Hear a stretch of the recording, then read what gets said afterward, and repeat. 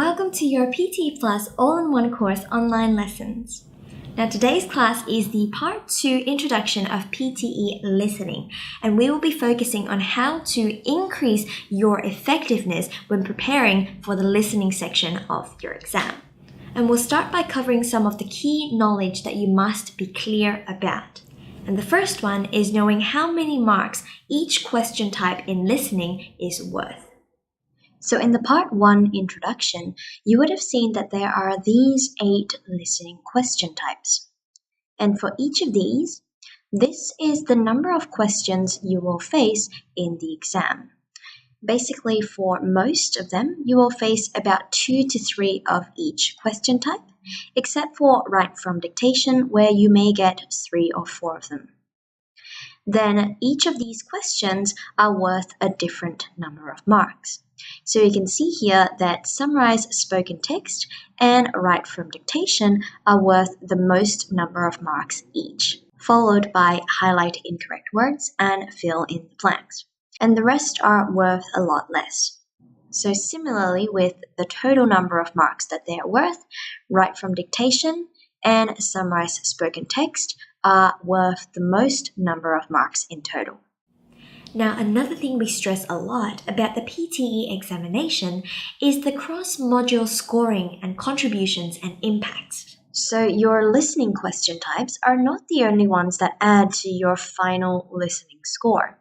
In fact, about 1/3 of your listening score is determined by some of your speaking question types, specifically repeat sentence, retell lecture, and answer short question. Now, at the same time, some of your listening question types will impact your scores in writing and in reading. So, write from dictation, summarize spoken text, and fill in the blanks. As you saw before, these are worth the most number of marks in listening, and at the same time, they add to about 50% of your writing score, which is a very significant amount. So these question types have quite a bit of influence in determining whether or not you achieve your target score in writing in the end as well. Then you've also got highlight correct summary and highlight incorrect words from listening, and these impact about 10% of your reading score. That's a lot smaller, but it's important to understand that there is this cross-module scoring impact overall. So make sure that you understand that speaking will affect your listening scores quite significantly, and your listening will affect your writing scores to a large extent as well. And keeping all this in mind, what does it teach us about how we should be preparing in order to be truly effective? And the first is for us to spend more time preparing for the question types that are worth more and that are going to make a bigger difference to our final scores in the end. So previously we saw the total number of marks that each of these listening question types are worth. And we also saw that some of them contribute to not just your listening scores, but also to your reading and writing modules as well.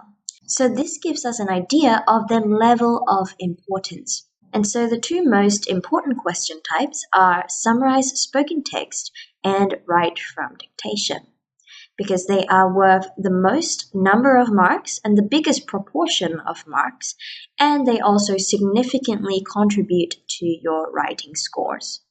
In terms of their difficulty level, when it comes to preparation, most students find write from dictation still relatively manageable. And with summarized spoken text, a lot of it depends on your ability to pick out the key points that are being said, and also on how familiarized you are with the previous real exam questions, and also with the key techniques to tackle this question type. So you want to be spending a large amount of your preparation time mastering these two question types, and keep in mind that they basically add up to about 50% of your marks already. Now the next one you want to focus on are highlight incorrect words and fill in the blanks, because these are worth quite a few marks as well.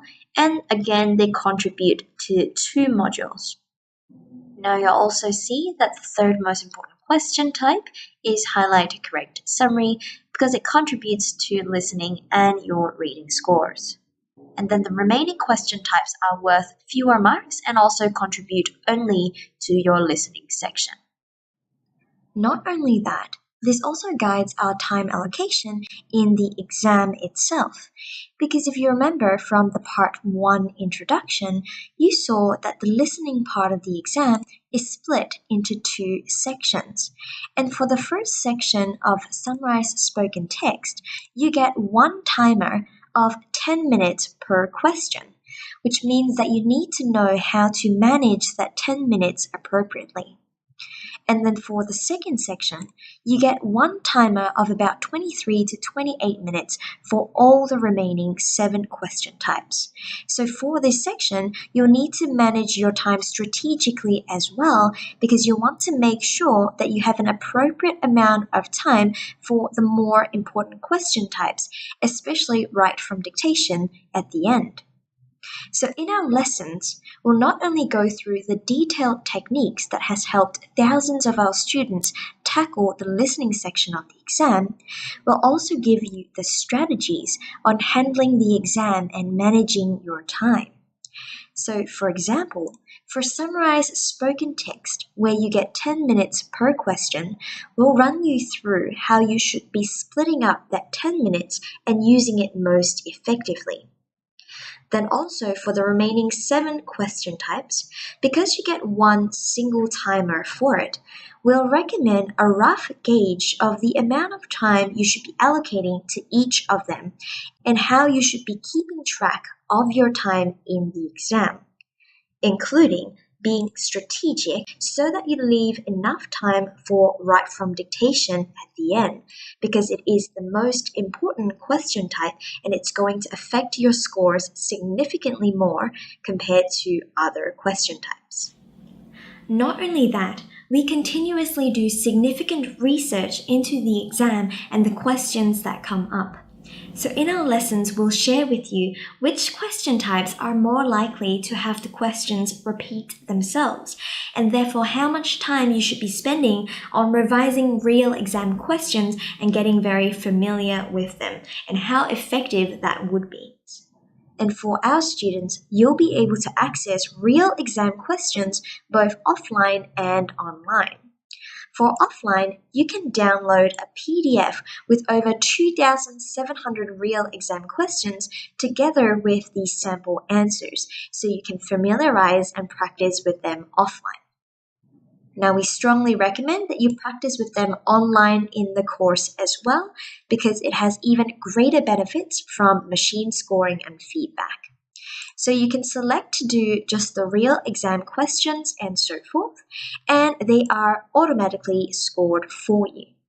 More importantly, for questions like summarized spoken text, where the scoring has many different criteria, the machine will also give you the scores in each of those criteria and help you identify your grammar and spelling mistakes so you can learn from that as well. So you can ensure you're learning the most effective techniques and strategies, and also practicing with the most effective questions and tools in the course, which has already helped thousands of students achieve their target PTE score already. And remember that with the course, you'll always know where your level is at and how ready you are for your exam. This is in the Analyze section of your course, whereby it will automatically analyze all your learning and practicing to calculate your live skills profile for you, including all the cross-module score contributions that we talked about before.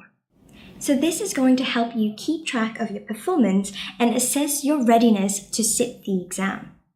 Now, if you see that you're not achieving your target score for listening, the problem could be in your listening question types, or it could also be in your speaking question types as well, because if you remember, the speaking section affects your listening scores to a large extent as well.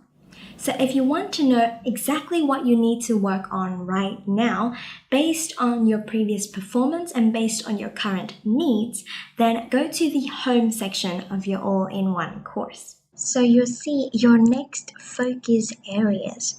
And what happens is that through analyzing you, your course will determine the top 3 things that are most efficient for you to work on now first in order to get the most uplift in your scores.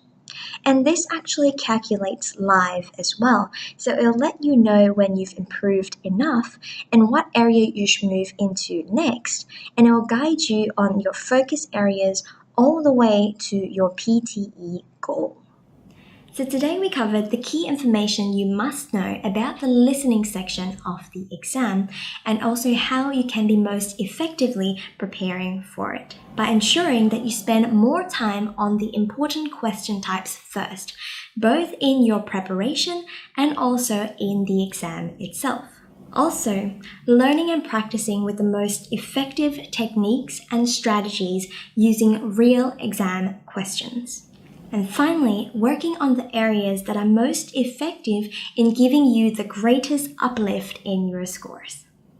So remember to work hard and also to work smart. And I'll see you in the next lessons.